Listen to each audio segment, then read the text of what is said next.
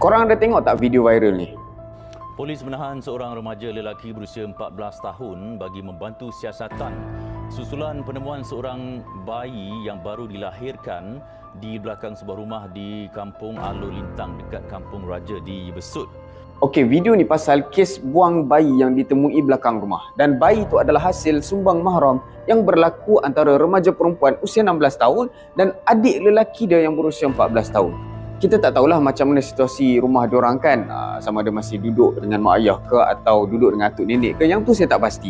Yalah, pelik juga takkan mengandung 9 bulan tak ada ahli keluarga lain yang perasan perut besar tu.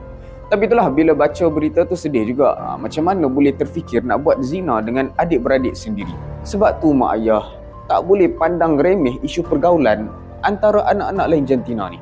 Walaupun adik-beradik tetap ada batasan. Sebab tu Islam dah bagi garis panduan yang cantik dah. Contohnya macam pisahkan tempat tidur, jangan bagi mandi sekali walaupun masih sekolah.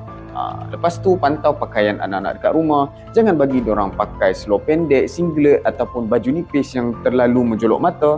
Nak masuk bilik adik-beradik lain jantina, ketuk pintu dulu. So kita sebagai mak ayah kena tanam sifat malu walaupun sama-sama ahli keluarga. Sebab kita tak tahu diorang bila duduk dengan kawan-kawan ataupun seorang diri, kita tak tahu apa yang diorang tengok, apa yang diorang baca. Kadang-kadang terdedah dengan benda-benda yang tak elok. Dan mungkin benda ni nampak remeh, tapi inilah benteng pertama nak elak sumbang mahram. Jangan sampai rumah yang sepatutnya jadi syurga bertukar jadi neraka maksiat untuk anak-anak.